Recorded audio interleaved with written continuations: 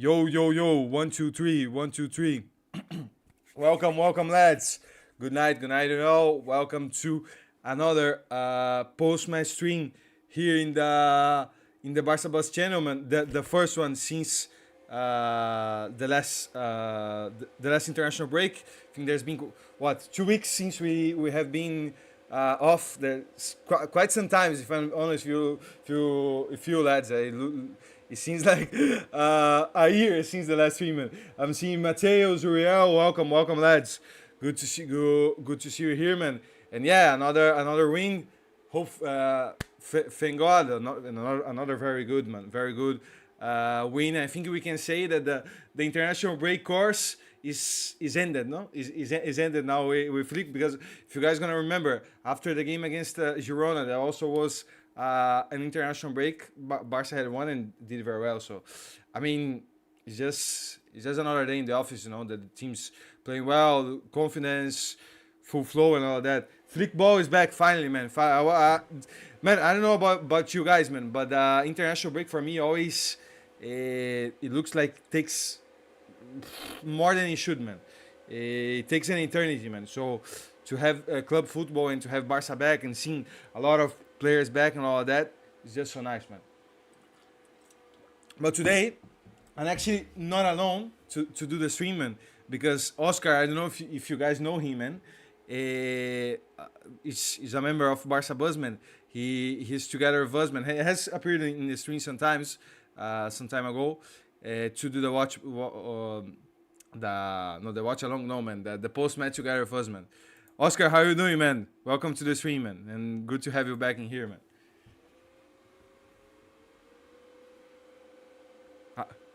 Are you hearing me or no? Hiya, mate. Sorry. sorry, I just cut out for a second then. Don't how worry, are we man. doing, guys? Gavi. I mean, it's just fantastic to hear that. Once again at Montjuic or the Camp Nou, and it was a terrific night, guys. Exactly to plan. Didn't have to overplay the front three, in terms of Yamal, Rafinha, and Lewandowski. They got decent minutes, but not too many minutes, and we balanced it quite well. And I should just say, to start off with, guys, unfortunately, I've not been able to connect the Yeah, I was camera gonna on say this that. one. It is my fault, but I will get this sorted out for our Bayern Munich post-match when we're hopefully reacting to a victory there as well. But yeah, a fantastic performance, and it's great to have Flick ball back. It is enthralling. It is enthralling to watch. I mean, we are a chance creation machine at this moment in time. I mean, we could have won that game. To be honest, we could have won that game sort of 8-1, to be honest, on the other night. I think had we been a little bit more clinical. I think the one thing the game was missing was Anzu getting on the score sheet. Yeah, man. To get him that goal. But again, I thought his general performance was lively.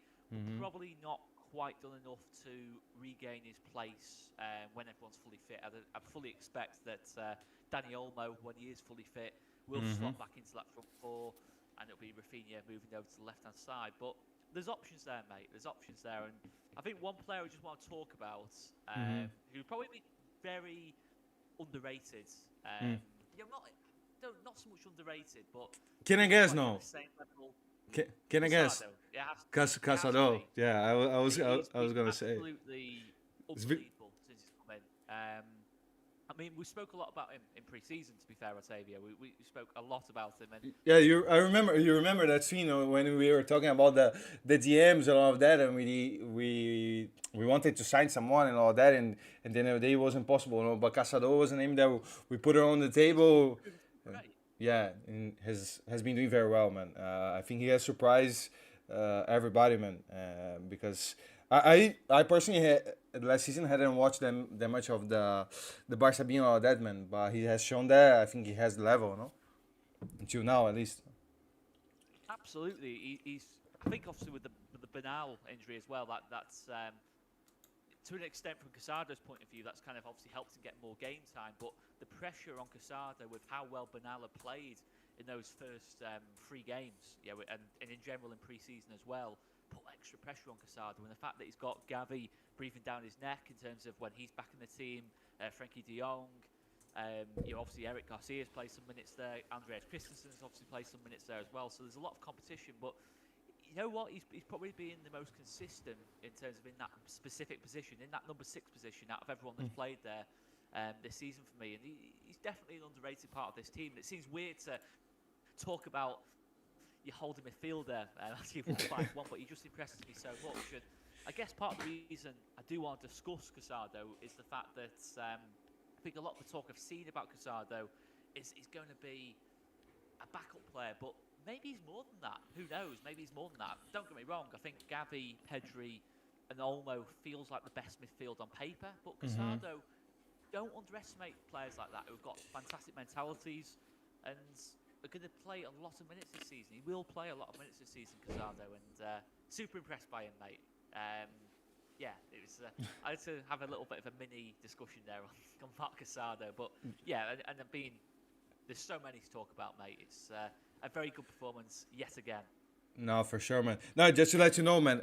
Usually just for you to know how usually we do the post match and all that. We talk about the game, discuss all the things and all that, and usually we like to make the lineup for the next game. You know, like a little bit of a match preview for the next game, and also at the end we do the ratings. You know, we rate the players individually and do that, man.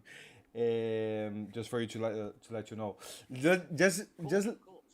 Let me just see some comments of the lads here, man. Great game, but we can't have Peña starting versus Bayern Madrid. That's a very good point, man. That maybe we can talk soon with Oscar. Me personally, I don't know, man. I feel a little bit unsafe with Iñaki, man. I'm very worried about our wingers. We don't have backups for Lamine and Rafinha. Does that worry you, man? Because of course, if Lamine and Rafinha get injured, that would be a nightmare. But until they are able to play, I think there's not a problem, no? Because the level of the two is so high that I think we don't need to have the backups at the same level. Even if, of course, if Lamine isn't playing and Rafinha isn't playing, probably the level is going to be dropping, you know. Absolutely. I mean, the thing to say as well, as you've already alluded to there, in terms of the quality, to have a player of the same quality of Lamine and Rafinha as backup is going to cost about 100 to 120 million to sign a player. That's the problem.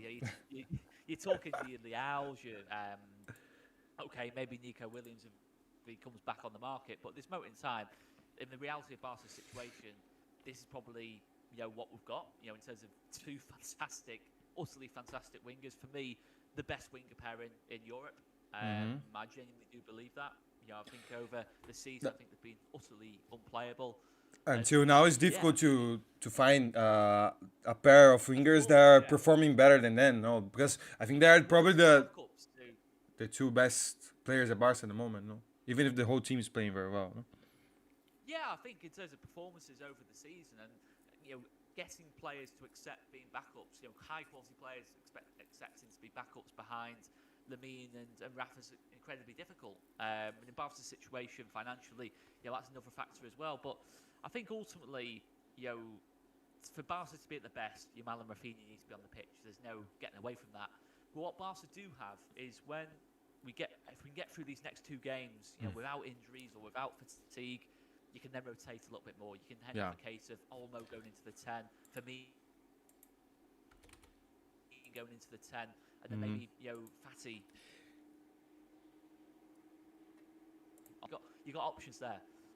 Of course, Olmo isn't an orthodox winger, but against certain levels of opposition, might have the opportunity to do that, to rest Lamine or Rafa, in that situation. And it's the same with Lewandowski as well, by the way. You have to remember, Lewandowski is 36 years of age. Yeah. He's probably the player, you'd argue, the most who might need a bit of rotation, because we did see, towards certainly large periods of last season where there was a bit of burnout with Robert Lewandowski. But obviously, he's a different beast this season. He's the Robert Lewandowski that we know and love, and he's been outstanding as well. So I think ultimately, listen, if we go back to the MSN era, we had a similar situation then where there was not enough quality depth to Messi, Suarez and Neymar, but getting the depth is incredibly difficult. Getting players to accept bit part roles when they know it's going to be bit part roles is very difficult. So, yeah, and as Mateus says as well, Lamine's 17 years old. I definitely agree he needs to play less minutes than what he is doing. I think it's almost certain he will definitely play the full 90 in the next 2 games. 100,000%. After that, we've got to rotate him out. I do genuinely believe that. I think we've got to Uh, be a little bit more cautious on Lamine there. But I think we've got some opportunities to do it. Of course, there'll be a drop off in performance, but Olmo, I think, could do a job on the left wing. Firmino can go inside in the 10 and do a good job. I mean, Pablo Torre as well is another option. Yeah, I think Zuriel had said about the Pablo Torre brace, and I was good that you said, because I was gonna say Pablo Torre probably in terms of minutes, man, he probably is one of the players that is being like, with the minutes that he's having, he's performing at a very high level, because what probably has played, I don't know, like 3-4 matches. 20, 25, no, I think the Villarreal match he played a little bit more, no? But with the minutes that he's having, he's performing very, very well, man. And proving that he can be also a useful player, no? Absolutely. Again, but it's a little bit, I'd say to a lesser extent, the Casado kind of argument, but Torre, I think, will get good minutes this season as well. I think certainly you look at, obviously the Copa del Rey coming up, Champions League. Hopefully, if we can, win a couple of games in Champions League and give ourselves a bit of a cushion, we can start rotating players, versus the supposedly lesser sides in the Champions League as it kind of progresses, etc., etc. And the Liga as well, possibly. As we saw, games like tonight are perfect opportunities to get minutes for the likes of Pablo Torre, Fermin Lopez, and players like that. So, yeah, it's definitely an encouraging one from that point of view. He's certainly exceeded my expectations, I must admit. After his loan spell last season, a couple of rumours about his attitude as well, which is brilliant to me. It's a little bit rare, that, no? And again, it's more evidence of Hansi Flick's especially good ability to coach the best out of attacking players. He just is superb at doing that, and I still probably believe in people like Ansu Fati, because we've seen what Hansi Flick can do. Listen, I think we've still got to be a bit patient with Ansu Fati. I think there's certainly no doubt that burst of speed that we first saw isn't quite there, and that's probably more to do with injury. I think it's totally to do with injury, to be honest. And he's going to have to evolve his game, be a little bit more, a bit less reliant on his pace, because I don't think he has that same level of burst. And that's something he's got to find. But yeah, there's no doubt if Barca are going to fall away, it will be because of an injury to the front three. There's no getting away from that. We are incredibly reliant on them. In many ways, but hopefully we've got some options that can at least be half decent backup, if not great backup. No, but just let me see something. Don't forget about what happened with Pedro when he played 7 games in area. No, for sure. In terms of the Lamine, if we can try to dose and manage his minutes more, of course, it would be the ideal situation. No? But as you were saying, I have put in the screen the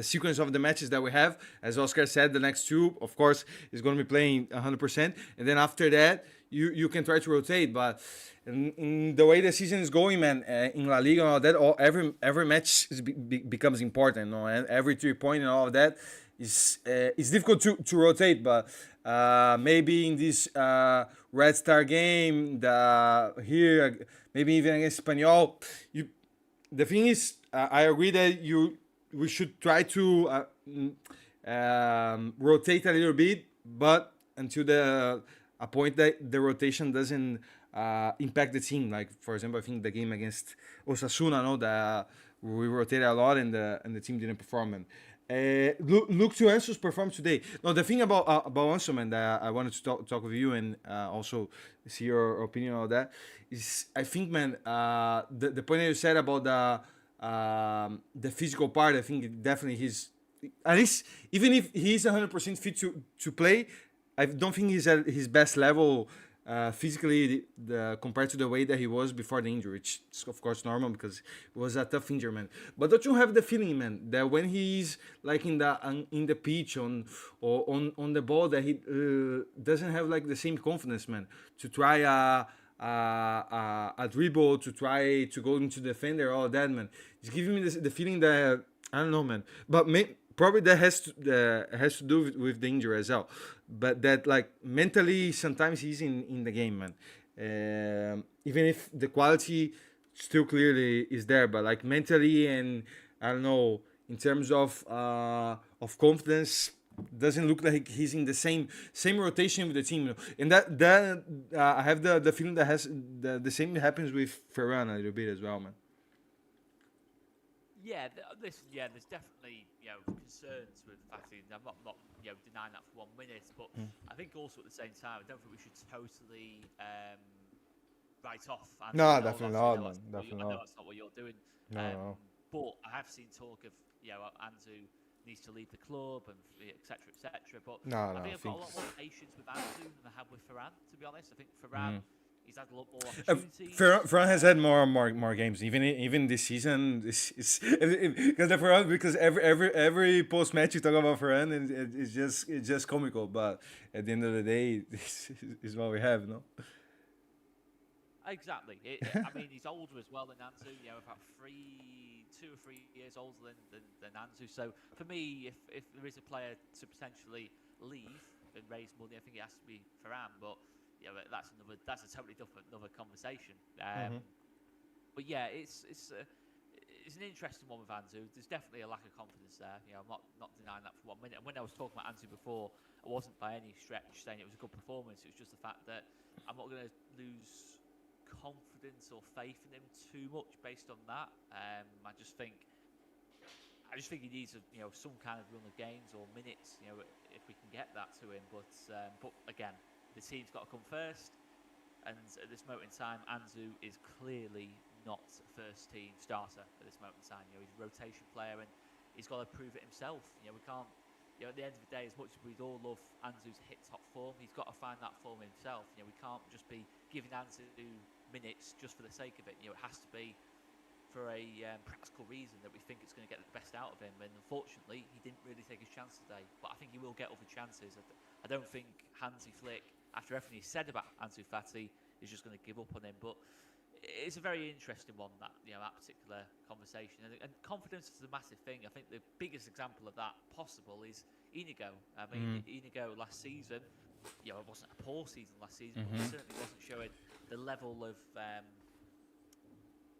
leadership, I'd say, as well, that he has shown this season. I think he's been outstanding as well. I think he's been probably, out of all the players in the squad, I think he's probably been the most consistent, actually. I think, obviously, Rafinha, Yamal, Pedri have probably been the top 3 players, Lewandowski in there as well, but I think Inigo has been unbelievably consistent this season and is really strengthening his case to be one of the first choice centre backs when Araujo's back, when Christensen's back, and I'm not saying he is yet, but he's making the case for it, and that is just an evidence of what confidence does for a player. I mean, Otavio, Yeah. Inigo's first game of the season, well, it's pre-season against Monaco.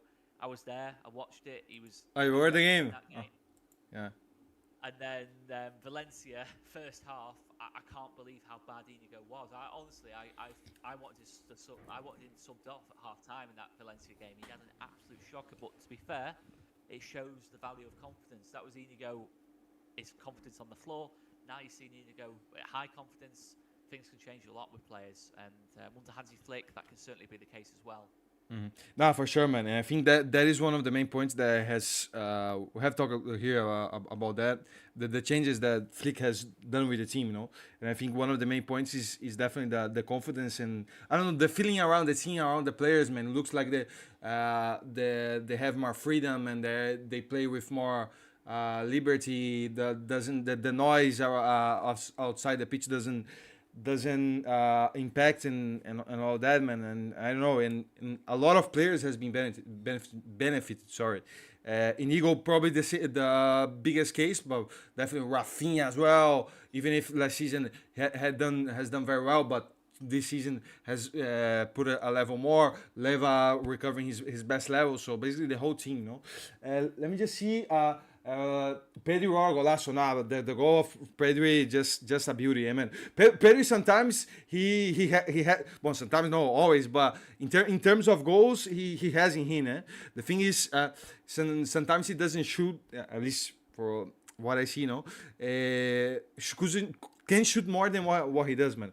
But when he do, I remember a game against Sevilla as well, man. I think two season ago. At the Camp Nou, 2 or 3 seasons ago, on the Camp Nou, that he scored also a banger outside the box that was incredible, man.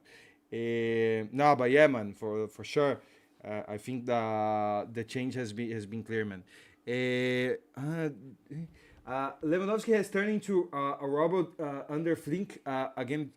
What a beast, man. What do you think about Leva, man? What do you think has been the change with him, man? Because definitely last season, even if let me just check in here, man, so that I don't say anything wrong. Last season, he scored in the league 19 goals in 35 matches in the season, which is not a bad stat. Definitely not. But for we expecting Leva, I think more than a stat, the feeling, the feeling in the game, the way that he was playing, sometimes a little bit off the match and not giving a lot to the team. But this season, man, it looks like he contributes to the team, but even if he doesn't contribute in terms of build up play and having the ball and all that, but the chances he puts in the back of the net, man. So what do you think, man? What was the change, man, with Leva, man? Uh, and Yeah, it's. I think a big part of it is we create a lot more. yeah. There's no question about that. I think we're a much more functional attacking unit. I think Lamine, I think as well. We've seen Lamine's output go through the roof this season as well. Of course, that was always going to happen as he got older and more experienced. And off the back of that Euros, I think under any coach, that his output was going to go up. And Rafinha's output's gone up already. We've seen Pedri offering more of a goal threat. Olmo's gone in and scored 3 and 3 when he has played.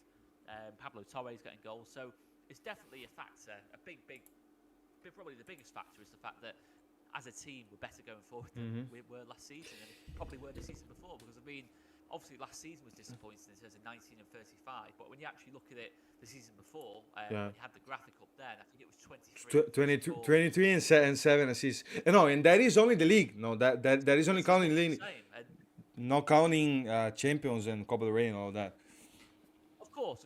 But the thing is, we won the league in 22-23. So again, you'd expect, a lot more goals in that season as well than maybe last season. So I think the factor is, I think Flick has simplified his game a little bit. I think Xavi didn't quite have the control over Lewandowski, because we have to remember he's a very high-profile player. Lewandowski came to the club to make an impact. I think we've seen that, pretty much in every interview he's given. I think he's definitely got a different authority. He came to the club was to have a legacy at a club like Barcelona. At Bayern Munich, he was a part of a machine essentially at Bayern Munich. He probably wasn't appreciated as much as he probably should have been at Bayern Munich, considering the records he's broken, and the fact that Bayern didn't win the league last season without Lewandowski. So there's a few different things at play here. I think the biggest thing is the attacking unit in general.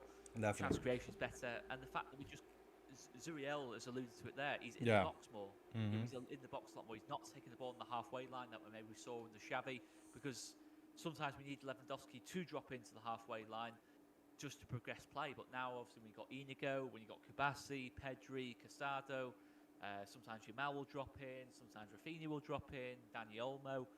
We don't need Lewandowski to progress the ball up the pitch. We just need him at the top end of the pitch, ready for the balls to come to him and being patient. And it's incredible, really, in terms of the fact that Lewandowski's as old as he is, he's almost having another peak again. You don't often see this. Messi, the same at Inter Miami. But I think Lewandowski, to an even greater extent, the fact that he's playing at such a high level, La Liga, in terms of where we know how difficult it is for forwards to score at this level. In terms of, we've seen Mbappe not necessarily take La Liga by storm as what people expected, and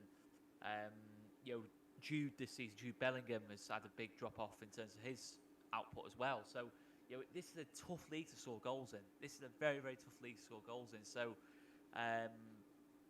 it's definitely one.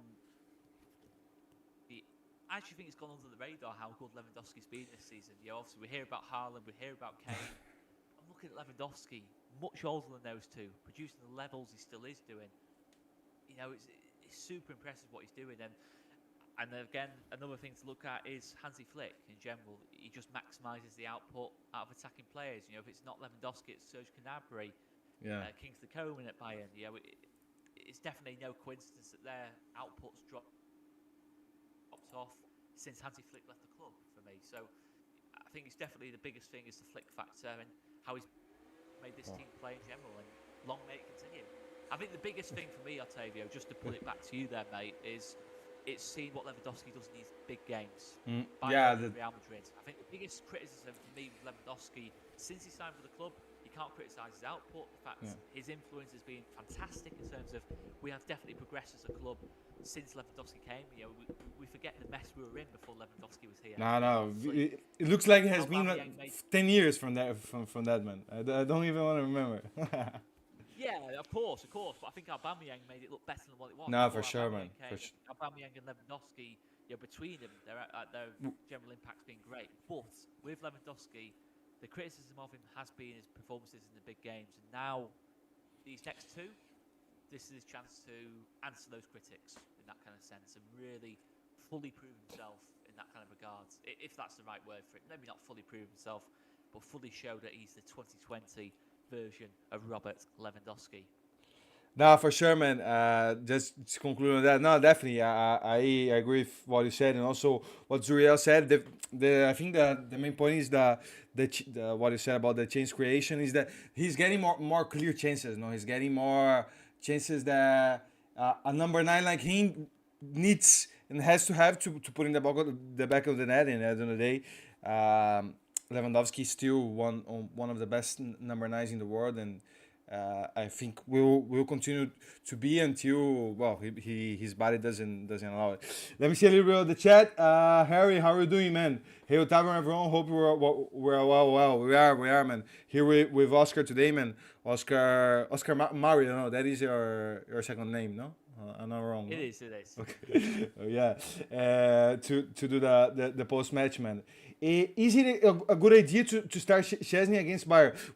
That's gonna be the next topic, man. Let me just see the other comments, and then we go to the Bayern and to the Madrid game. You know that which is nice for us to talk about.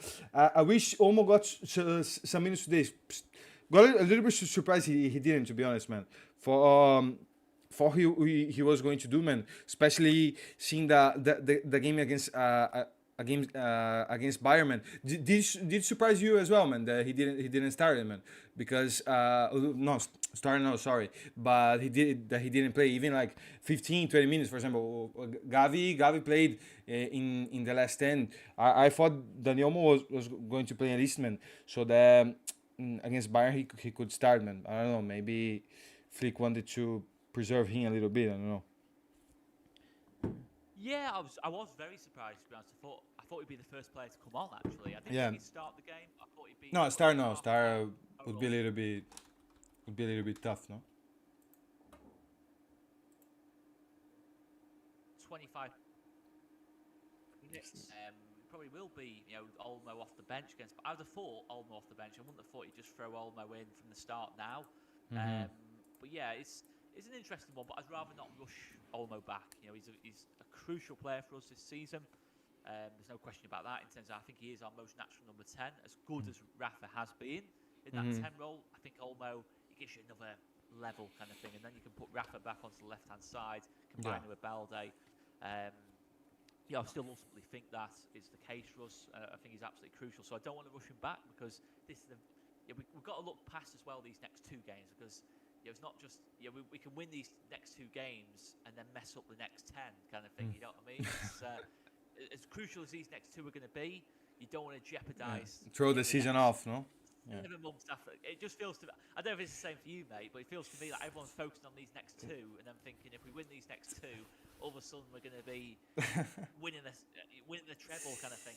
We have to manage the season, kind of thing. We can't. I think the biggest thing we did under Xavi was, not the fans, but in terms of Xavi's management, was quite emotional. I think in terms of he put a lot of emphasis on certain games, and if we didn't win them, our heads would drop. I'm thinking like, say, the Man United Europa League game or the Champions League in that first full season, not getting through the group stage. It feels to me like Xavi was very emotional. I don't think Flick will be, to be honest. I think Flick, even if we don't win any of the next 2 games, I don't think Flick will lose his head. I think he will see the bigger picture. Not to say that we shouldn't go full throttle these next 2 games, don't get me wrong, but I'm saying that we can't just play Dani Olmo if he's only half fit, because that would be making a huge mistake, because then all of a sudden you could have Dani Olmo out for 2 months, and that'd be an absolute nightmare for us. So I think we've got to be careful. If Dani Olmo's not ready, he's not ready. Is the way I look at it. I don't want to be rushing players back, and it's the same with Gavi as well. But I do think Dani Olmo, it was a surprise to not see him start. Or, sorry, not to start. To not come No on. play. That No was a play. very big surprise to me. No, man. It's interesting what you say because I read but it's normal, no, that basically everyone is putting the next two games are like the biggest games of the season, which until now they probably are, but in the sense that the season still gonna be continuing, man.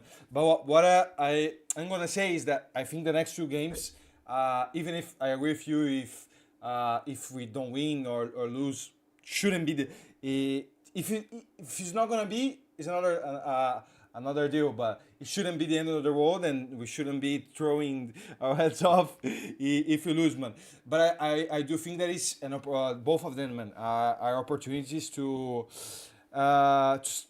step up in big games, no? Because I think Barca has stepped up compared to last season. The level that Barca has been showing till now in the season is very good and considerably better than what we were seeing last season. But I think that the point is that Bayern and Madrid are the type of games that we want to see Barca performing. We want to see Barca showing the level that we've been showing. So that's why I think maybe the two games have a lot of importance, man. But then Kane goes missing in big games, man. Has Kane played against Barca once or not? Maybe, no, with Tottenham, no? Although, yeah, I think he will have done actually. I think he has, man. 2018, Yeah, 2018, 2019, in the he Liverpool scored, season. actually, Yeah. 4-2. Yeah, 18-19. Look, Zuriel has said it. Yeah, he has done. Yeah, he scored in that game. But I mean, we I think was it 5-2 or 4-2? I think. 4-2, I think, in Wembley, no? They were in the and Kane scores a decent goal actually in that game. yeah. But yeah, it's an interesting. I mean, I don't want to go too soon on that in terms of Kane going missing in big games. What it could be like, but yeah, it's definitely. I think what worries me a little bit, I'm gonna say, just to bring it down a little bit, mate, is the way we conceded that goal. Yeah, the last one. No, I agree with you, man. I agree. I'm thinking not even just Harry Kane running onto. I'm thinking Mbappe or Vinicius running in from that left-hand side. Yeah, there was a little bit of space, no, especially in the sorry to interrupt you. In the last, I don't know, maybe 10, 15 minutes. Also because there were changes and all that. But I think those types of things is what we have to avoid, man, against Bayern and well, I would say especially Madrid, man, because Bayern at least is a team that I haven't watched Bayern that much this season, man, but I think it's a team that likes to have the ball a lot and maybe can give a little bit of space. No, Madrid is more of a transitional team, so I think if Mbappe has the space that some of Sevilla's players had, that could be a little bit dangerous, man. But also, I mean, the team was already a little bit tired and there were or changes, but yeah, that's definitely a point to be careful, man. Bayern will score at least 3 penalties. No, so let's talk a little bit about the Bayern game and that, man. First point, man. That is what Zuriel has said, man. Would you start Chesney, man? If you allow me, man, I'm gonna be giving my opinion first, man. I would, man, because honestly, even if Iñaki Peña has been doing the job in brackets because he has conceded some goals, but I don't think he has like I don't think Barca has become worse or has lost because of him or anything like that. But I think, man, in these types of games we need security, man, security and solidity in the back of the net, man. And honestly, I don't really feel that safe with Iñaki Peña, man. And I think Chesney. The point is, I think Chesney was signed to play, man. It would be very strange if he came, well, just for the sake of it. I think Barca signed him because we felt that there was the need to sign a keeper, man. So I think the game against Bayern or the game against Madrid is the type of game that you want to have Chesney, man. But I don't know what do you feel, man. Yeah, I'd agree. I think ultimately with Iñaki Pena is I think Ter Stegen as well was playing particularly well. So I don't think it's a case of he's made Oh. us drastically worse. I don't think that at all, to be honest. I think it's about the same. We Mm-hmm. have to remember Ter Stegen was making some horrendous mistakes Yeah, before with his feet especially, obviously no. the horrendous injury. So Yeah. I don't think the team's become suddenly worse because Iñaki Peña's gone into No, no, no. into into goal kind of thing. I don't think that's the case at all. But I think Szczesny, you know, I think these are the type of the games that he tends to like.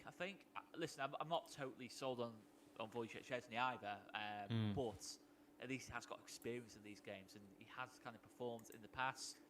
If it's for Arsenal or Juventus or Poland, in these kind of games. I don't think he's a top class goalkeeper. I think he's an okay keeper, sort of a 7 out of 10 option, and I think he's certainly a better option than But Iñaki Peña yeah, for so many different that was the question that I was gonna reasons. Really. that was gonna make you. Is he better than Iñaki Peña?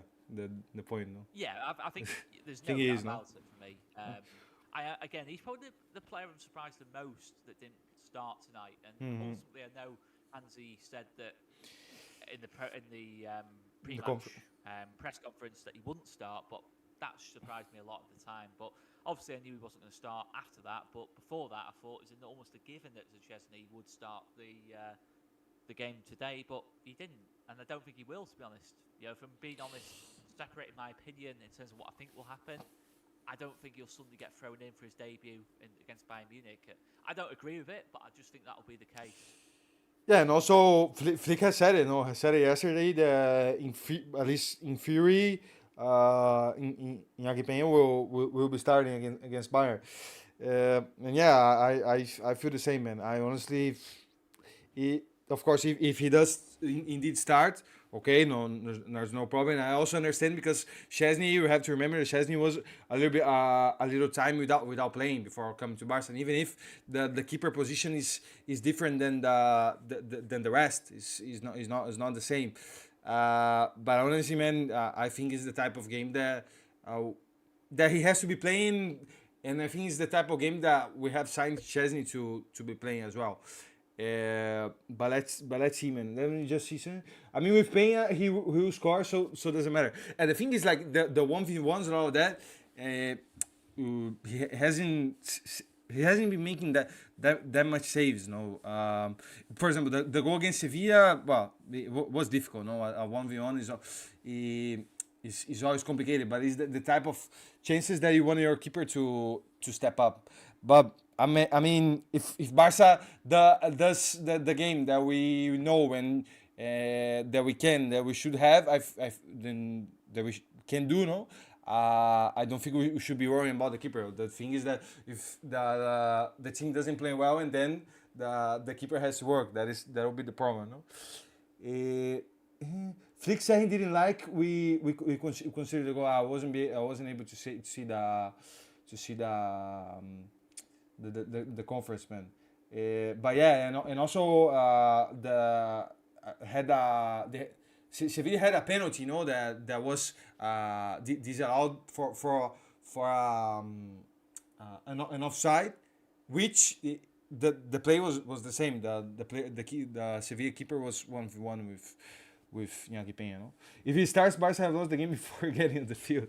Nah, I don't think it's like that, no, man. I think that is a little bit exaggerated, no. Even if I think we can agree, no, that the idea would be for Szczesny to start, man. Thoughts on Fermin, says Zuriel, man. What do you think, man? Could we? But first, just so that we continue in the lineup, man. The back line, I think we just to be a little bit straightforward, I think Inigo, Kubarsi, Kunde, and Balde. No, that Oh yeah. nothing No to doubt discuss that. and all that. No, okay. Yeah. I think we can put those. I'm Okay. safe to say we can put those firmly in I the think lineup. probably the part of the squad that is together with the front three, no, that is like unchangeable. No, is every game that pass, we know that's what's gonna be. No. Yeah, absolutely. I'd be amazed if that's not the back four for the next two games. Never mind the Bayern game. I rightly so. I think that has to be the back four. I think they've been outstanding as a unit. Yeah. Okay, man, and about for me, man. Me personally, I think he got some nice minutes, man. Today, and I think we needed minutes for to see how he was, no. And honestly, man, I think that in the midfield, man, probably they're 100% sure that it's gonna start. I think Pedri, or for sure it's gonna be, because has been one of the best players in the team. But the next two, man, I have my doubts, man, because honestly, for Yeah, me, it's man, hard actually. for me, for example, Casado, man, Casado will I think 100% should be in there, man. start. I think. Even more with Frankie not playing today, man. If Frankie had played today and had performed, maybe we could discuss, man. But Frankie didn't play and all that, so I think that Casado has earned, man, has earned his start A 100%. to play in It's this type of game, yeah, no? and in terms of the other option, just to discuss that in terms of who would be the third option. I Yeah. mean, Gavi, I personally think is more likely starting Real Madrid. I personally think. Yeah, I Away think from Bayern's a little Barca. bit early, no, for him to start, no? Yeah, I think it's too early because I think trying to play both games straight off the bat like that, straight back from injury, massive injury, starting two massive games back to back like that is not the answer. I think it's more likely he'll start one and not the other, and I think that'll be the Real Madrid game away that he'll start. So, for me personally, I think I'm gonna go. It might be a bit of a hot take, this one. I'm not sure if it is, but I think it's more because Olmo and Frankie didn't play any minutes. I'm going to go Firmino. Firmino. Personally, but yeah, again, if you disagree, mate, let me know. But I think if Eric Garcia's not available, I think I'd go Firmino. Honestly, man, I personally, I would like to see Dani Olmo personally, man. But he's if he's a Almost fit. yeah, if he can play, he would be my option for sure, man. But it is what you said, he didn't play today, so that might be because maybe he isn't 100% fit as we thought he was, man. So probably, man, after him, I think probably for me, I would play with a natural number 10, man, because I want to see. I think Rafinha in the left, man. I think what you said about the connection with Balde, man, together also with Pedro in the midfield. I think the team got even if Rafinha is number 10, for example, today did wonders and has been playing very well in there, and also with Brazil in the international break has played as number 10 and did well as well, man. But I think in the left he performs better, man, and the team plays better as a whole, man. So yeah, man, I think probably would be Firmino, because Frankie doubts don't know how he is, man. And Eric, for me personally, man, even if he's I think he's a player that we should have in the squad, and he's interest, like, for a rotation player, he is a very, very valuable one to have, and also because plays as a center back, plays as a pivot man. But to start against Bayern, I think it's a little bit risky, man, especially in the midfield. So I think probably for me is the best option, man. But I'm gonna be doing the follow, man. I'm gonna be putting Firmino, but I'm gonna be putting like a slash, no, Dani Olmo and a star in here, man. Dani Olmo starts for me. Yeah, that's the thing, no? And then what I'd do then, if Dani Olmo is fit and starts the game, you can then go with, just to make sure he's not rushed back in too much and playing too many minutes, you can then go Gavi, Casado, Pedri away at the Bernabeu as a midfield three. No, and that would be A little top, bit eh? more defensive, but to cope with the transitions better. Because I think, obviously, as you said, Real Madrid are a lot more transitional, certainly this season. Yeah. With obviously company at Bayern, they're very much possession-based, positional play-based, really. So it's going to be quite slower attacks compared to Real Madrid. So I think it's probably more of a physical midfield is needed for the Bernabeu than it is in this game. But yeah, if Dani Olmo is available, that would be very exciting stuff. Look, the chat also think Casado should start. Nah, I think he has earned, he has earned his start, and also is a good opportunity for to see how he would perform in that kind of game. Even if I think he has already shown that he can doesn't matter the opponent. I think he can play and can make a put a good performance, man. Sorry, I had to leave. See you, Tavo. See you, Zuriel, man. Thank you for passing by. No problem, man. Hope you have See you enjoyed the later, stream, mate. man. Good to see you, Zuriel. Yeah, no, Zuriel is always passes here, man. He's a very nice one, man. Then we see you on Wednesday for sure, man. If you are here, of course, man. There's something that I wanted to say, man. No, let's do the following, man. Well, the rest of the team, I think, is straightforward. No, Lamine, Rafinha, and Leva. No, no. What First off, Iran. Nah, but I don't really think so, man. If you want to, man, but I personally. No, I'm okay. I'm okay, thanks, mate. Yeah. No, look, what Mateus has said, man. I don't feel safe with the midfield. That's what I wanted to ask you, man. Do you think with these three, for example, would be enough to compete with Bayern, man? Well, technically, I think for sure. But the point maybe, let me just so that I can put it that. Rafinha, Leva, go on, man. Just jump in there on that. Go on. I think ideally, listen, if Gavi was fully fit, 100% Gavi would start, the next two games. If it totally normal scenario where Gavi wasn't injured, just coming back as normal, yes, I would certainly have Gavi starting there just to give a bit more legs in the midfield and more energy in the midfield. I definitely see that as a concern, but I think ultimately there's no real ideal scenario with us. Gavi's not going to be able to start the next two games, I don't think. No, I don't think so either, man. One or the other, and probably the same with Dani Olmo as well. So, listen, ideally, you'd be able to get Gavi in there alongside Casado and Pedri, being able to focus on the, getting on the ball and things like that. So, that'd definitely be the case. But it's not ideal, whatever we do, until we have a fully fit squad, and we just have to hope that, as the season goes on, we have players fully available. But listen, I was again, and Matthias has also mentioned about Amadou Onana. I mean. Octavio will know how enthusiastic I was you're a big fan. Onana. I remember. I'd absolutely loved him at the club, but ultimately we didn't get him. We can maybe get him at another time if Villa are ever willing to sell, but I very much doubt that'll be the case within our price range at this moment in time. It's difficult, man. With the signing is always difficult. I don't think Thomas Partey is any better than the options we got in that deep part of the midfield, to be honest. Oh man, I think he's saying Thomas Partey in the sense that more of a physical profile, no? I think that is what he wants to refer to, no? I think it'd be signing players like that at this point in terms of who's like kind of 31, 32 would be a little bit of a mistake in our financial situation in terms of how much Partey would cost. I'd be less keen on that. I also think Onana's a better player than Partey these days. Maybe not in his career, but I think at this moment in time, I'd say Onana is the better of the two. I don't know.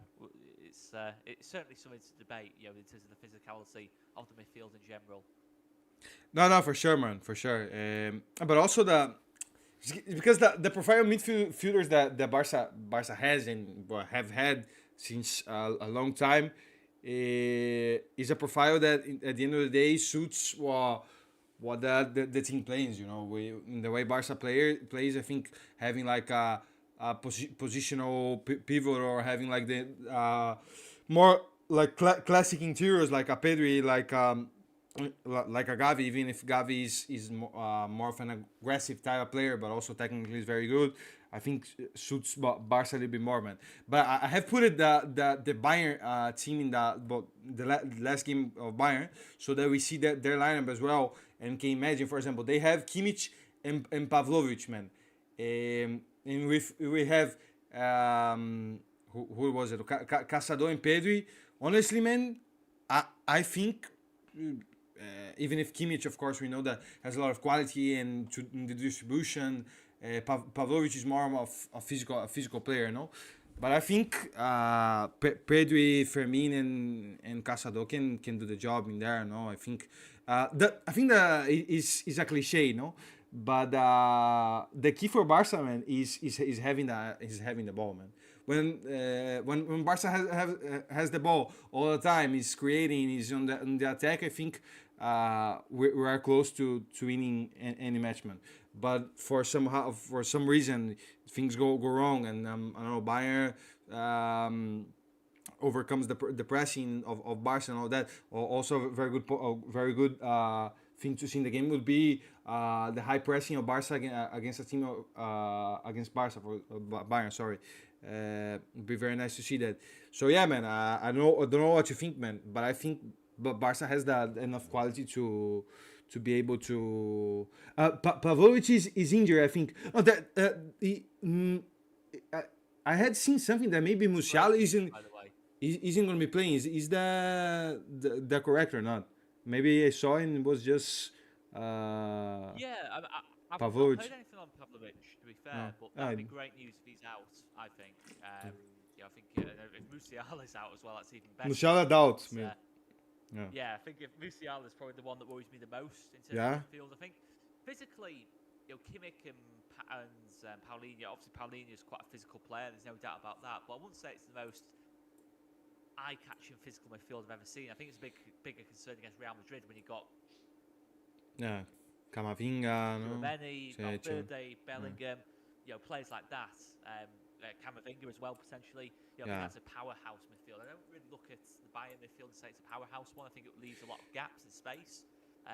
But from a defensive sense, it's definitely Musiala that worries me more than the physical elements of things. The way he dribbles the ball, it's who's going to be able to stop Musiala. I don't think individually you can do it like that. I think it's got to be a combination of Casado and one of Inigo or Kubasi stepping out. For me, impressive from the front, and Pedri probably has to do more off the ball work. Yeah, defensively, no. Rafinha pressing from the front. I think as a unit, we've just got to really limit the space in between the lines. And I think that's the way you stop Jamal Musiala. I think there's going to be moments. I think the way I look at it is this with players like Musiala. Tactically, you can do as much as you want with players like Musiala, but they're still going to have moments of play where there's nothing you can do with them tactically. They're just going to produce moments of magic, and you just got to try and limit that as much as possible. I think Musiala is the best player in this Bayern team for me personally. I think obviously Harry Kane, Elise, very good players as well. There's no question about that. But I think Musiala's the one I look at and think, wow, he can do things for the football that not many players in the world can, to be honest. When he's fully at it, obviously he's not the most consistent player in the world. There is that as well, but there is things he can do with football that nothing can do. There's nothing you can do about tactically. So it'd definitely be a boost to not see Musiala starting this game. Of course, Thomas Müller, who we're seeing that 10 role there, has an unbelievable record against Barcelona. Doesn't stop, I think he would probably still score goals against Barca when he's 50 years old. He just seems to have some kind of curse over us, to be fair. But hopefully this Wednesday isn't the case. Isn't the case, man. But even with that, I'd still prefer to see Thomas Müller on the pitch than Musiala. And Thomas Muller's still a big threat in his own right, no question about that. Yeah. No, I have put it that like the two lineups for us to see, man. And honestly, I think in terms of names at least, man. Of course, Bayern has, for example, Alphonso Davies that's very good. Actually, being this weekend has been linked with Barca, curiosity, Neuer and all that, Kimmich. But I think in terms of names, man, Barca has, I think, then at least in the starting lineup, no, the squad definitely is another thing, no. In terms of the lineup, man, I think is a lineup that is good enough to compete and win against Bayern, in my opinion, man. But there was something else that I was gonna say, man, that I forgot, man. Let me see just the chat, man. The highline has been working well so far, but we'll have to see how that goes in the next two games, man. There was something, man. For example, man, I think this game maybe not, man. Also considering how Bayern plays, and also because Bayern plays in at least looking here, you can say and confirm it. This similar, setup that the Barca plays, 4-3-1, hybrid 4-3-3, if three men in the midfield, two wingers and the striker, so maybe in that Barca can try to go individually, and but I think that the pressing, man, and as you said, man, try to recover the ball quickly. I think that the point is not let the ball get to, for example, Nabri or Lise, or if he's playing Musiala, because if they do have the ball, it's like Lamine. What I wanted to say is that you said about Musiala. No, the same of Musiala goes to Lamine, the type of players that maybe if they are not having their best games, but you always know that in 1 minute, 1 second, one play, they can create something, man. But yeah, man. For example, playing with four midfielders is not something that you would consider, no, because there isn't that many choices, not to do that in the case, no. Yeah, no, I don't No, think no, it's a no. case for four midfielders Uh, yet. I don't as well. Just to put it in the table. I think it's. I can see the reason for it. Obviously we all remember the Super Cup win against Real Madrid when we first trialled that out, and it worked Exactly. fantastically well. And it's part of 2022, 2023. It did work really well, that system, and at times it has worked well. But I think this team's different to the Xavi team as well, where we've trialled that out. I think we're a lot more transitional, and I think to play transitional football, you need wingers rather than midfielders in the forward areas. Because wingers tend to be able to carry the ball better, tend to be faster. Certainly in the case of Lamine and Rafinha, having a lot more transitional threat than what a Dani Olmo or a Firmino would have. In terms of running in behind, you want Firmino and Olmo making the plays. You want Rafinha and Yamal running onto them, if that makes sense. In my personal view, especially under Hansi Flick, and I just don't think it's something Hansi Flick's going to do. I think it's more likely Bayern do that against us than in terms of maybe playing Musiala from the left potentially with Muller inside and making sort of a box midfield from that with Elise from the right. As the orthodox winger. So yeah, there's a few different ways we can play it. But I think ultimately the front three's got to stay the same. And yeah, listen, the team we've got there on screen, that's not the perfect team. We have to be honest with ourselves. No, definitely not. The way we're playing as Hansi Flick, we're playing fantastically well, but in terms of in a big game like this, that's not the perfect team you want. Of course, you want Gavi in the team. Of course, you probably actually want Ronald Araujo. Recovering Yeah. pace. Yeah, it's the against highlight the thing right that back. Yeah, I think Kabassi and Idigo have been amazing this season as a pairing, no question about it. I think in certain regards, we'd miss a lot of their ball-playing quality if he dropped one for Araujo. But in a game like this, you probably do want Araujo in there as well. So we're still, a little bit off being perfect at this moment in time. So I think no matter what team we put out there, even if we went for a super defensive midfield and didn't play either Firmino or Olmo, there'd still be problems. So there's no getting away from that. I think no matter what team we put out, the idea it's going to be without weakness isn't the case really. But maybe as the season goes on, we'll have much more complete starting 11s. But at this moment in time, I personally think that 11 we've got on the pitch there is the best 11 we can play until Gavi's fully fit, until Araujo's fully fit, and different bits and pieces like this. No, for sure, man. No, I agree. That's the thing, the squad that Barca has at the moment is not even the best that the Barca can have, considering the players that they're out. I have here in the notes, man. Let me see here. The list of players. Look, of course, now it's actually good to update, man, because Frankie we can cut off, for me we can cut off, Omo as well, but look, and Gavi as well. But look, man, Araujo is still out. Christensen is still out, man. Bernal, that was playing very well, man, is out, and they're staying, of course, man. So the thing is that Barca is playing a very, very high level, man, playing very well, and not even with the best team that we can have, man. So I think that is also like a very, very nice thing to see, man. But for sure, man, with Inigo and Kubarsi, man, of course you don't have the as you said, the aggressiveness or the speed or the recovery that Araujo can have, but you have a lot of good passing from the back. For example, man, Inigo, if Bayern comes to press, which probably they will be doing, Inigo and Kubarsi, both of them, and have the long ball and the high pass, man, in perfection to put a ball for Leva to Lamine and Rafinha to attack the space in behind, no? So that is the thing that they give to you as well. And the point that you said about the verticality of the team is something that I agree a lot, man. Because even if I think the main principle of the team is still having the ball, creating, attacking, being a positional team. And but when we don't have the ball, we are a team that is very intelligent and very aggressive as well, very vertical, as you said, man. Team that very effective and usually always every possession happens something. Every possession that Barca has becomes threatening. But before we go to something else and do the match score, man, and match ratings about the players in the game today, man. Let's do, if you like the idea, man. Let's do a combined 11, man. Combined 11 of Bayern Barca, man, and see what we have, man. See if but see what we have like that. We can also like compare the players individually, see a little about like the views that we can see in the game and all that, man. Let me just make something, man. I will take it out here. See the chat. No, the chat now is a little bit quiet, man. But no problem. Are we only doing players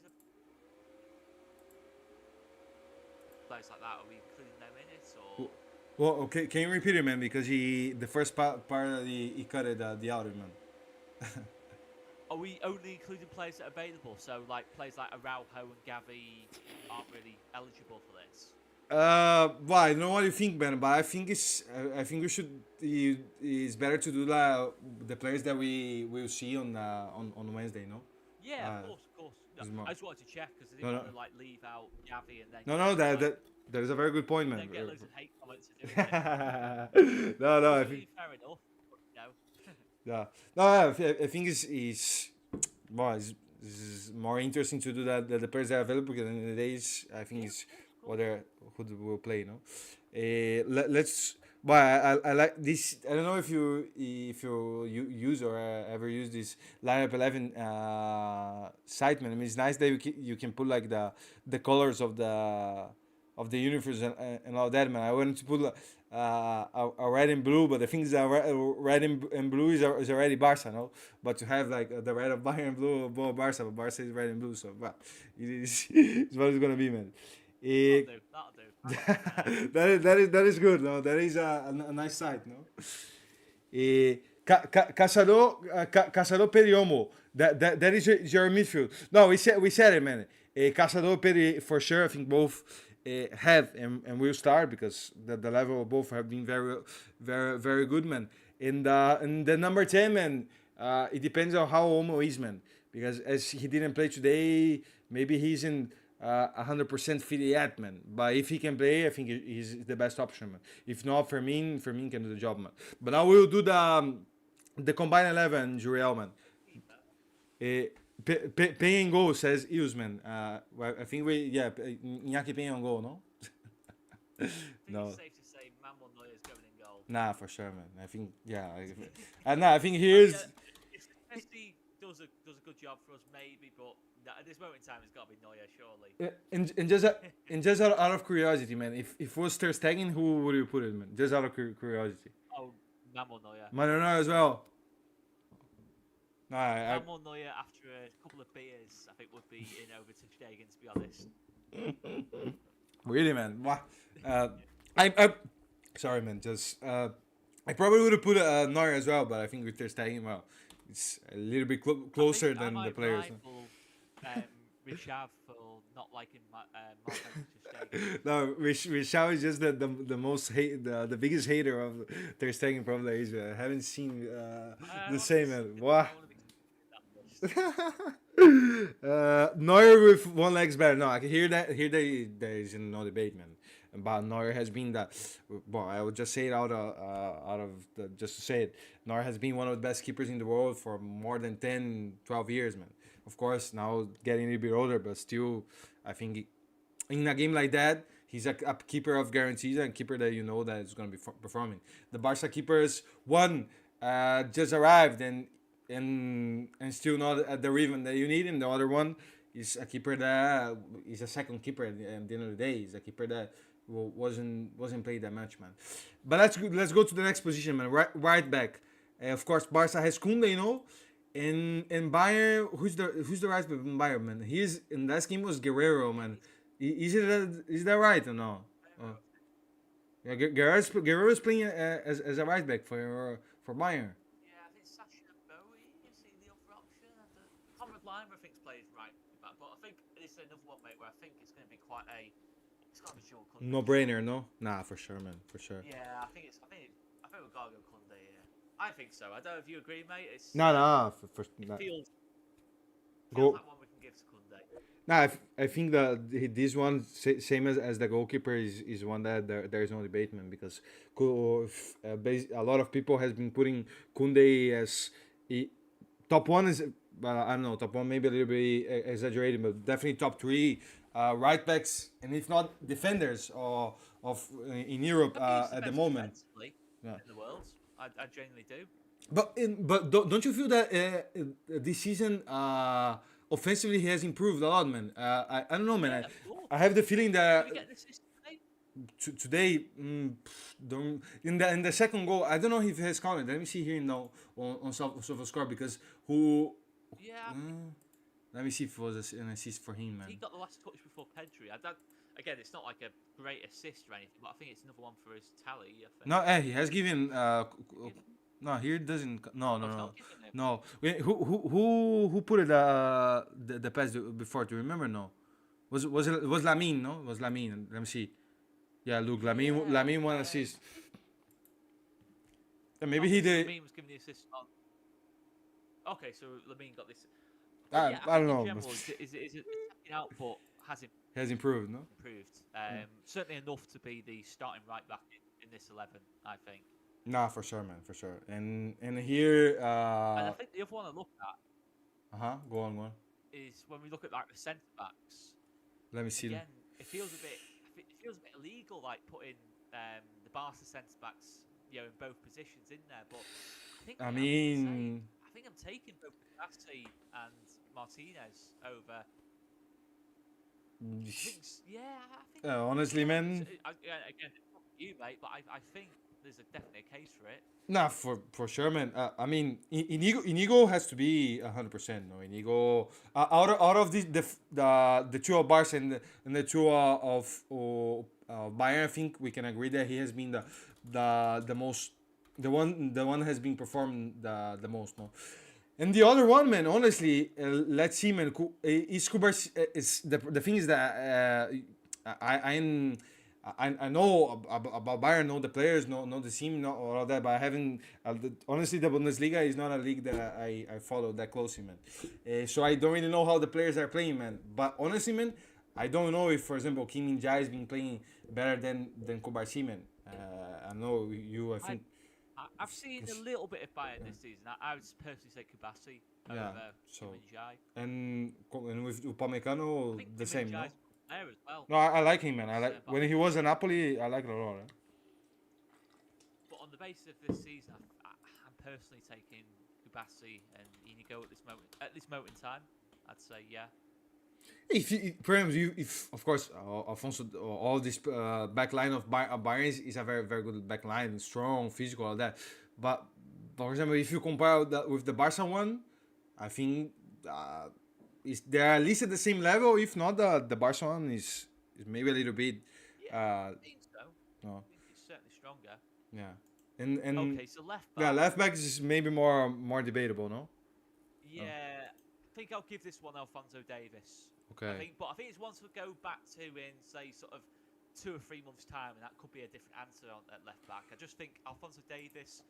Bit more complete in his end product. I think Balde's the better defender, but I think Davis is a little bit more complete as a left back, certainly in an attacking sense.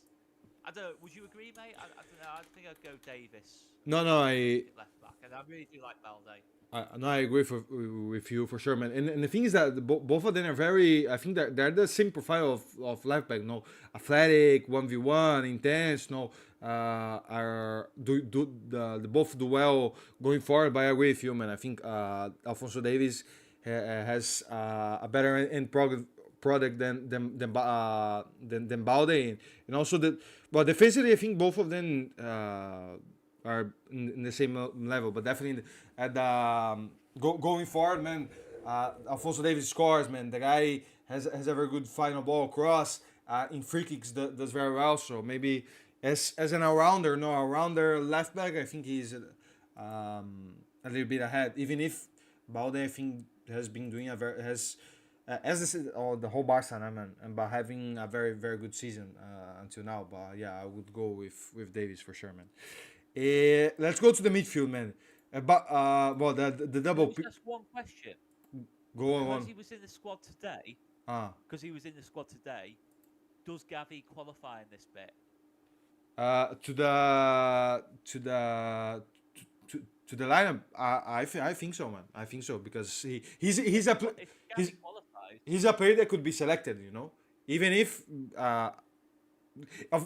we are doing like the starting 11, no, but I think we can do like as we said, you know, the players that are available to the game. So yeah, if you want to put a Gavi, go on, man. But one that I personally, yeah, and I think you can agree as well, and the chat that has to be, but I don't know as number 8 or number 10. I'm gonna be putting, well, here's number 7, but the position number 8, and if you understand, no. Of course, Pedri, man. I think Pedri has been here for sure, no, man. With the level that he's here, man, he's top 3, top 5, no, but midfield. Next to him, I'm gonna. I think it has to be Kimmich. Gavi would put over Kimmich. Yeah, I think. So. I mean, Kimmich has obviously been unbelievable, but again, obviously, you can't really base it on this season because Gavi's obviously hardly plays, kind of thing. Yeah. But yeah, I think I'll go Gavi over Kimmich because if you look at it from a defensive point of view, I think Gavi does clear Kimmich. To be honest, I think Kimmich is obviously better on the ball. Mm-hmm. It's a close. What would you go for, mate? Again, I'm not 100% on that, but I'd probably go Gavi. I'll just go with whatever you think, though, mate. I think it depends a little bit, man. Sorry, a little bit in what we put into debate. No, if you consider like moment, it's difficult to analyze Gavi because Gavi has just came back, no, man. But if you analyze the whole player, man, I think it's what we have been doing until now, no. Honestly, man, I think Gavi isn't worse than Kimmich, man. Even if I think that there are different players, no, man. I think Kimmich is more of a DM, right back, and more of a positional player, no. In the midfield, Gavi is more of a number 6.5, 8, number 10 as well, man. But honestly, man, not being biased, nothing like that, man. I think Gavi is one of the best midfielders in the world as well, and I think what Kimmich does, Gavi can do as well. Even if, for example, if you put Gavi as a number 6, I don't know if that's his best position, but he definitely can do the job. No, I think he's a more of a complete player, no, man. But the thing is that we are putting this position, no. If it was for the number 10, maybe Gavi would be more clear, man. Nah, man, you know what?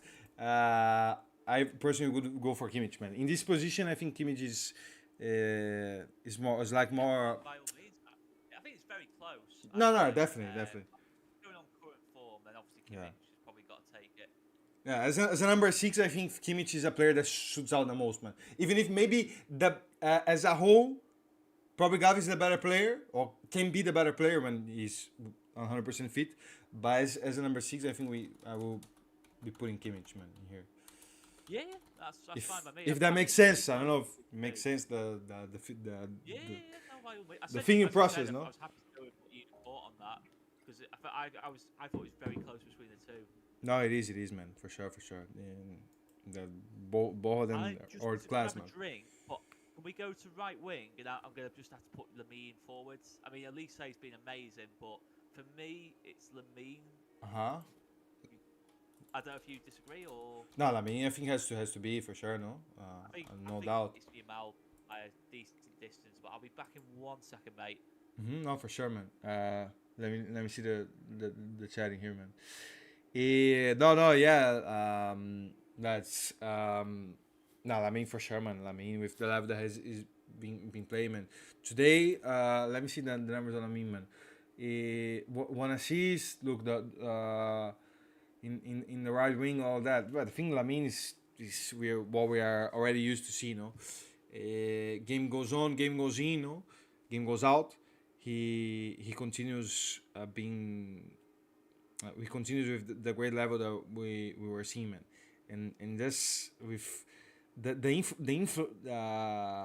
influence that he has in the team is just outrageous, man. For a player on his age. Mate, sorry You, about that. no problem, man. We're just here talking about Lamine with the lads in here, man. No, for sure, man. Lamine has to be in here, man. Do you wanna do the well? We have put in Lamine, but the 4-3 in like in one time, like the three players in the attack, or go the forward, like the striker, the left winger, or how do you prefer? I don't mind. I was gonna say move on to the number 10 next. Okay. If you wanted to. Sure, yeah, no, for sure, man. I think let's go in the order, man. Go all one, man. As much as I love Dani Olmo, Huh? I've got to go Musiala here. Yeah. To be honest, I think it's very close. Again, a bit of a Kimmich and Gabby job, but I'm gonna go Musiala personally. I don't know if you'd agree or if you'd have a different case. No. Here, I would as well, man. But I think Musiala, even if the almost a very fantastic player, I think at the end of the day, it was a very good signing, and a signing that, well, looking now, the signing has brought a lot to Barca. But Musiala, I think, is as a whole the better player, and also play in the wing, plays very well in the left, in the right, man, scores. Very intelligent player, athletic. I don't know, man. He's, Musiala, when I'm watching play, man, he's just a complete player, man. Basically, sometimes I have doubts what is his best position, no? Because I think he's like a little bit like Phil Foden, no? Has this profile that player plays well in basically every position in the forward line, man. But for sure, man. I think has I would be putting here in there, man. Then in the left, man, who we have? We have Rafinha and Gnabry, man. I mean, It's got to be Rafinha. I think it's Rafinha, no, man. I think here, no doubt, no. I think in everything, man. Current form, and also as a player as a whole, man. Even if Gnabry is very good as well, but I think Rafinha, what he gives you, man, in terms of pressing, in terms of work rate, also with the ball, man. And I think what we were saying before, no, in terms of the confidence of the team, all that, man. Rafinha is a player that now, I don't know, man, gives him the feeling that he thrives more. No, he tries more. Shoots more outside the box, man. Tries more to go in the 1v1, man. And I think everything that you need in a left winger, he's been giving, no. Absolutely. Yeah, I think this is probably going to be one of the easiest ones of the night, really, in terms of between them. I think Gnabry of the past, in terms of the 2020 version of Gnabry. Don't get me wrong, he's still a very, very good player, but I think that version of him is probably a bit more of a case against Rafinha. But I think right now Rafinha's on another level at this moment in time. But Gnabry's still a big, big threat on that game on Wednesday night, no question about it. Mm-hmm. Just before we go to This one's going to be the biggest one, though. Yeah, forward. I think that is the biggest, the most difficult one, man. There is a case either way. I'm happy to go either way. Let me. Can I go first on this one? Go on, man. Go on. I will be doing something in meanwhile. Go on, man. I think Lewandowski is the better goal scorer. I think it is an all-round game. I would go Harry Kane. I think, not by a lot. I think this is probably the tightest one of all of them for me. And if you think Lewandowski, I'm happy to switch to Lewandowski because I've not really got a strong case for Kane over Lewandowski. I think I'd still just about go Kane. I think another factor as well is Kane is 5 years younger. Yeah, Lewandowski probably should be better than Lewandowski. I think the way Lewandowski is playing is utterly incredible, by the way, and I highly doubt Kane will be as good as this at Lewandowski's age, by the way. But I'm happy to go with Lewandowski, but I'll go Kane by a tiny margin. Yeah, it's a difficult one, man, because well, he usually in the chat's been saying Leva, That's man. last season it wouldn't have been an 8, would it? But I think this season it's a lot Yeah, because harder. the level that Leva's been showing is just oof, is just difficult to top and all. No, the thing is that I think, as you said, man, in terms of playing with the ball, playing outside the box, I think that attribute definitely Kane is better. But if you stop to think in the sense what you want in the number nine, and what it gives you, man. I think Leva, the goal scoring, the presence in the box, I think is just what you need. And also, I think even if he's not his best attribute, I think he does well with the ball, man, and as a whole.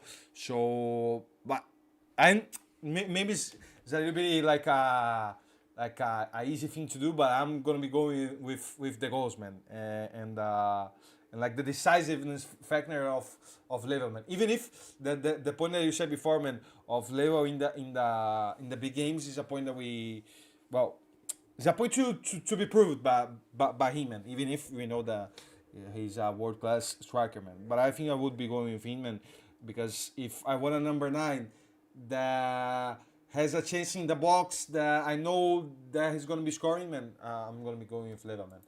Even if I agree with you for sure, man, that he's very very I'm happy close, to man. go with that, mate. 100%.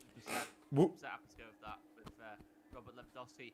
I'm going to have to jump off though, mate. Oh I'm no, very sorry. no, no, no, no, no, leave the screen. no worries, man, no worries. I'm sure you'll do a fantastic job, guys, on the player ratings, Yeah, as always. And I'll be back with you for the Bayern game, mate. I'll be waiting you in here, man. Hopefully Sorry, we'll I've got be. to jump off, mate. No, no, don't worry, I man. realise the time. Don't worry, don't worry. It's yeah, it's quite late. It's Quite late late in there. where I am. Yeah, here in Brazil is was 7:41 p.m. No, so it's a decent time for you. Probably midnight already. No. Yeah, 11:41. Nah, yeah, no, that's that. I'll No, jump off there, mate. But absolute pleasure as always, guys. And please hit the like button as well on this if you're watching on YouTube. But big thanks, guys. I'll have to jump off though. Cheers, guys. see you, Oscar, man. Have a good night, man. Thank you for tuning. No, yeah, lads. Here we are, man. No, we're gonna be doing definitely that. I don't know who's in the chat still. Nah, but I think we touched basically all the factors, no? And look at this lineup, man. Neuer, Koundé, Kubarsi, Inigo, Davies, Kimmich, Pedri, Lamine, Musiala, Rafinha, Leva. It's a very, I think it's balanced, no, man. We have a one, two, five Bayern, six from Barca, man. It's wow. I think it's a very balanced lineup, no, and isn't a biased lineup, not at all. I think we analyzed as we should and put in the players, man. With this combined 11, I expect a 5-0 to Barca, man. Well, I know 5-0, man. Maybe 5-0 is a little bit too much, but honestly, man, I'm going to do this game against Bayern, man, and also the game against Madrid, man, with the feeling that, of course, you have to play and you have to perform and you have to show the level, man. But I don't have the feeling that Barca is inferior, man, than neither of them, man. I don't go afraid, man. Or not afraid is not the right word, man. But not with the feeling that Barca can compete, you know. Because some years ago, man, we went to a game like against Bayern in the Champions more than once, man, and that we had the feeling that we need a miracle to win, or it would be next to impossible to win, or very difficult, man. Now I don't have this feeling, man. I don't know about you guys, man, but I don't think like that, man. Jokes aside, I would take a draw in both games, man. I mean, wouldn't be bad, man. I think, of course, it depends a little bit how the game goes, and all of that, man. But ideally, I think I win. Well, I win a draw, for example, not to get away, here in the Champions, no, man. Like here, that basically every game is important, man. So Would be nice to win both, man. Honestly, I'm not gonna be doing prediction and nothing like that, man. But of course, the ideal scenario would be to win both and and continue strong, man. But yeah, man, maybe a draw. For example, in the league, in the league, in the league, I would take a draw, man. I think in La Liga, a draw wouldn't be a bad result, honestly, man. Because then we would continue with the same amount of points, man. But if we open 6 points, man. Wow, that'll be just incredible, man. But let's do the ratings, man. We'll do it quickly, man. Quickly and straightforward, man. And then that's gonna be it for today, man. I have here's what I have, man. Let's go, man.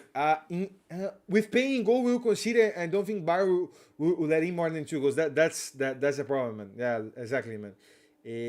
Will be if Iñaki. I don't wanna. It's not to like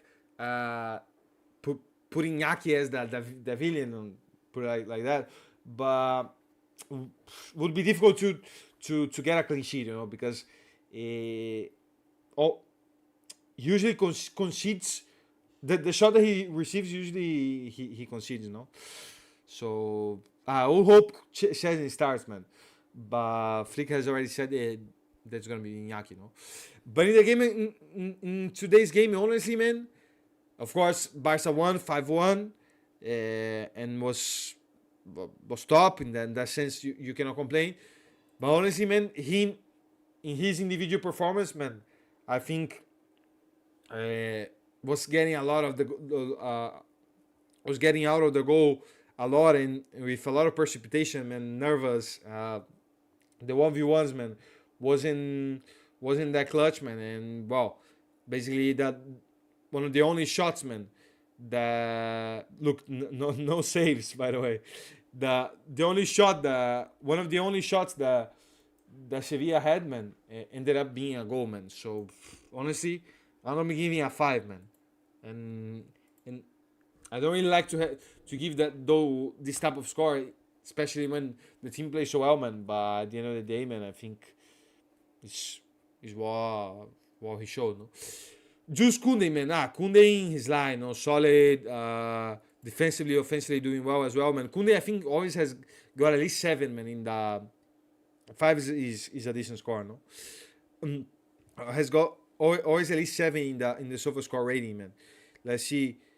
Tackles 3, but 0 pass 4, dribble pass 4 times, not that much. 4 out of 8 duels on.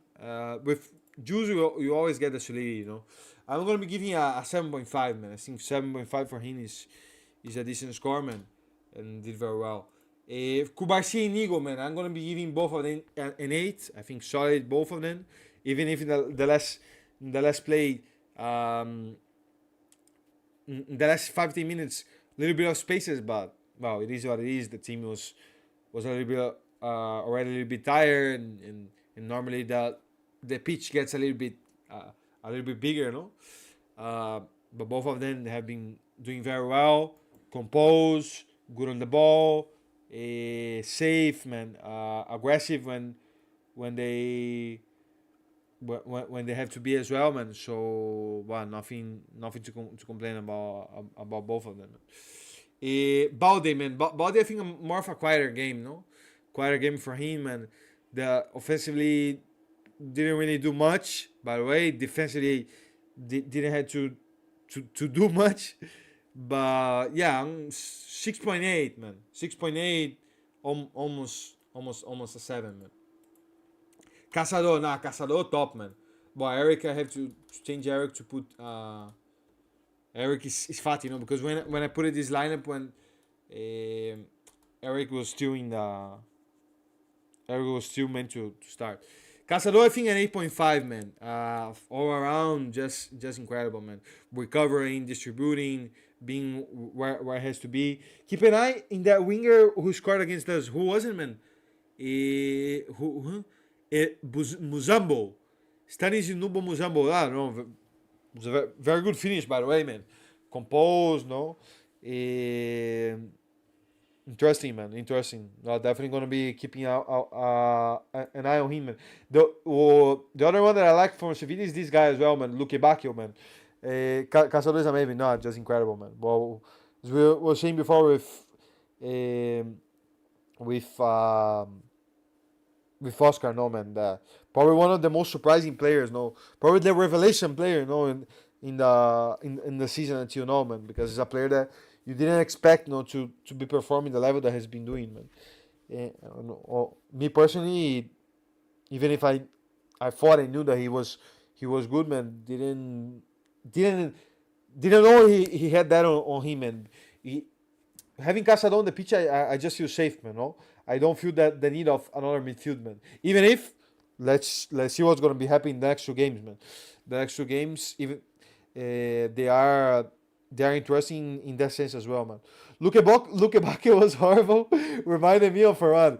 I mean, I liked him in the sense that he's an aggressive, he's a fast player, one on one, and even if he lost, no, he lost a chance, no.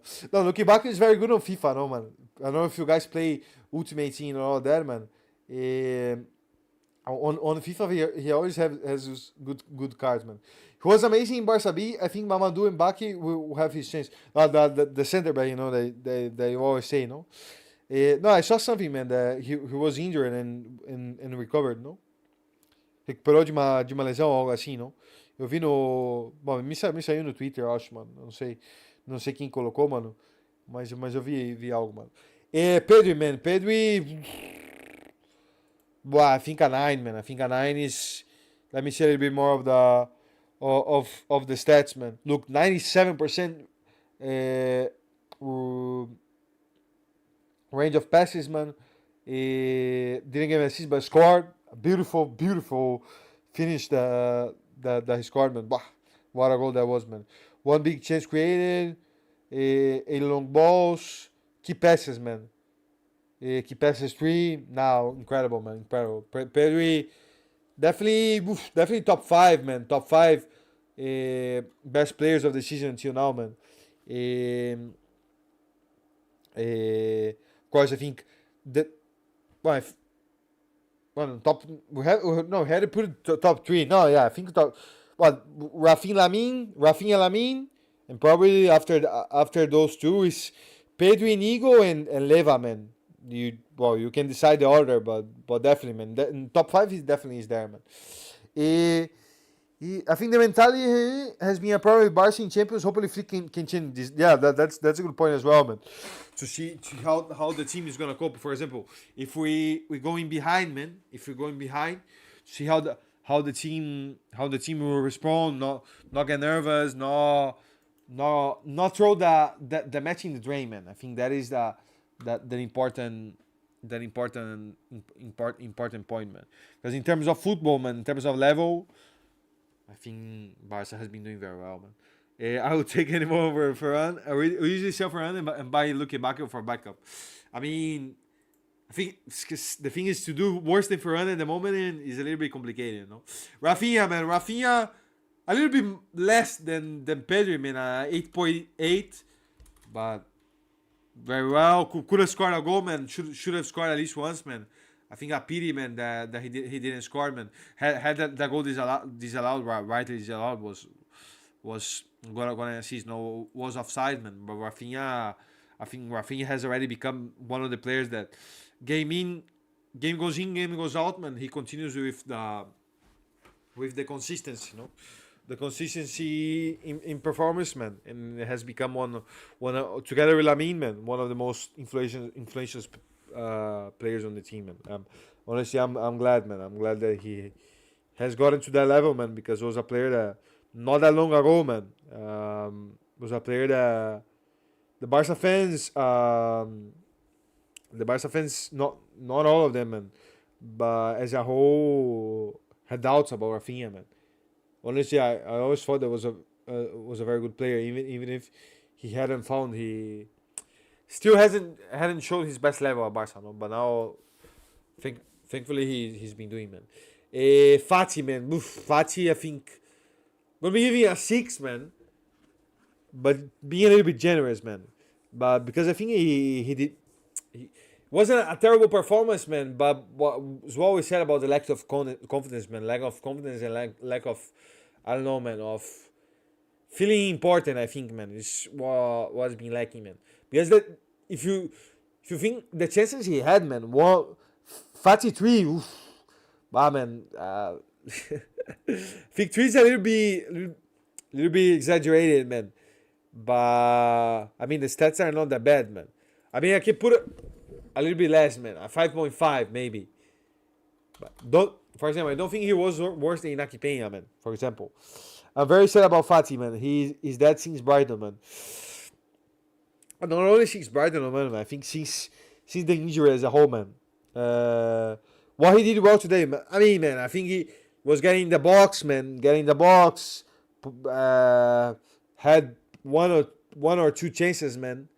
Even if technically he wasn't good at all. I mean, man, if I gotta be honest, I'm being generous, man. I'm being a little bit generous, man, because the team won and played well, so that influence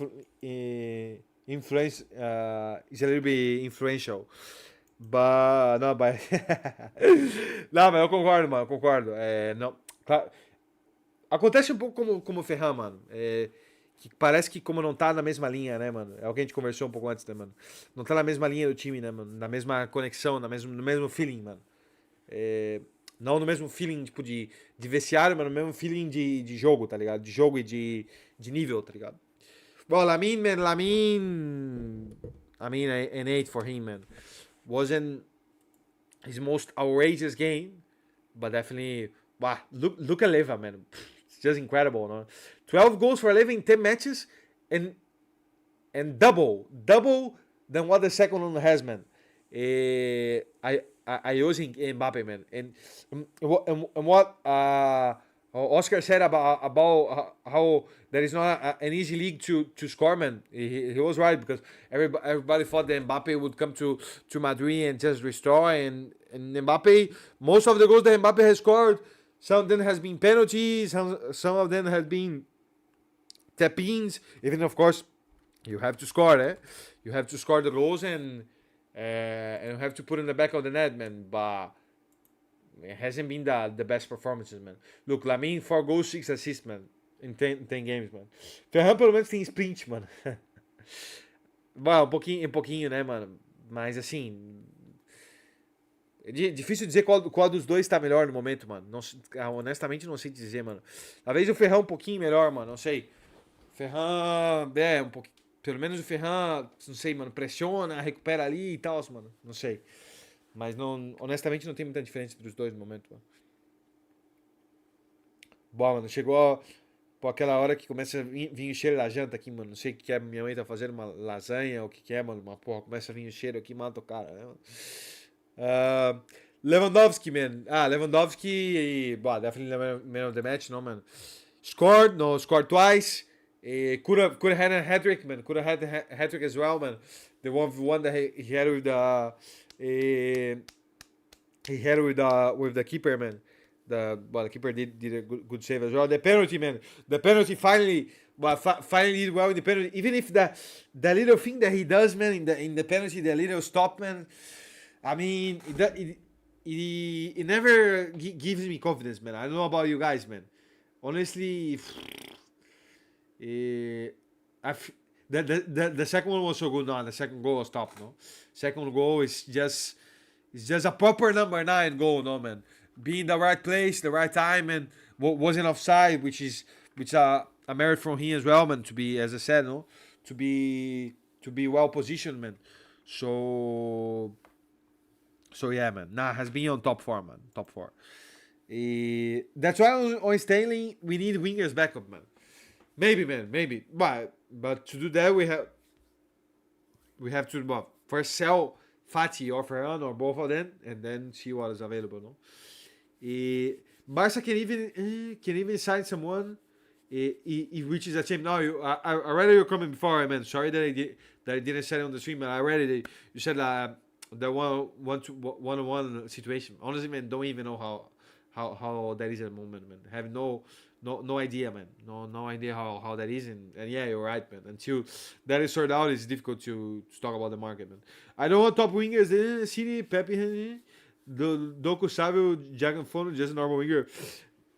No, I get what you say, Mateus, man. You like players that coming from the bench can give more than Fati and Ferran, man. The thing is, it's difficult, but because Barca cannot sign without selling first, no. And if you want to sign wingers, you have to get rid of the ones you have, man. And it's kind of thing that I don't really think about the market at the moment, man, because the season goes on, is a little bit more difficult, man. But in January and then maybe we can see what is available, man. For now, if Rafinha and Lamine are playing, man, I'm gonna be chill, man. Eu vou estar tranquilo, mano. Enquanto o Rafinha e o Lamine estiverem jogando, mano. Bom, claro, se acontece alguma coisa, aí é outra história. Né? For Leva 9.5, man. 9.5. And Flick, you can leave the 9 that is already here, man. I think it's more than deserved. 3 points, 5-1. But shame with the clean sheet, man. Would have been nice to get a clean sheet as well. But I mean, the clean sheet is not something that has to do with the manager, man. And I mean, at the end of the day, can happen, it can or cannot happen, no? The clean sheet, man. But yeah, man. Another day, man. That Barca continues as top of the league, man, which was very important, man, to go to the Clásico on top, you know, to go with the confidence, to go with the momentum, and let's see, man. Let's see what's gonna be happening, man. Honestly, as we said before, man. Flick 8 for bringing Martin. Yeah, man. Wow. Jar Martin played, oh. The guy always plays, man. It's just incredible. No. 8.7. Wow. I mean, at least the game was already decided, no? We are in Mali, Senegal, Ivory Coast. Anything to say about the partnership with Africa? I love it. I saw it, man. I saw that. Nah, I think it's good, man. I think it's anything, man, that makes the club expands the club. Let's put it like that, man. Makes the club more global. Even if Barca is already one of the biggest clubs in the world, one of the most famous clubs in the world, and all that, man. But anything that makes the club getting more countries, man, and in that sense, man, in terms of be controlling the market of players and that, I always will be seeing with good eyes, man. And yeah, man, you never know, man. You never know. With that, maybe comes a gem, and an African gem, and Barca's gonna be winning for sure, man. For sure. Nah, I think it's good, man. I think it's good. And definitely should have that in South America as well, and not only in Brazil, but in the other countries, man. Colombia, Argentina, they always fabricate very good players as well, man. But I think that's gonna be it for today, lads. Don't know if there's anything more, man, that you guys would like to talk about or ask it, man. If not, I think that's it in my part at least, man. Very good stream as always, man. When Barca wins, man, it's difficult for a post match to not be good, man. But yeah, man, I think that's gonna be it, lads. Hope you have a good night, man. See you in the next live, bro. +3 Visca Barça, man. Visca Barça, Visca Catalunya, man. And that's it, man. See you guys back on Wednesday, man, and hopefully with a win and with a good match, man. And if not, we're gonna be here in the same way, man. But that's it, man. Thank you, Eus, Mateus, man, everyone that has tuned in the stream, and Força Barça, man. See you. Peace.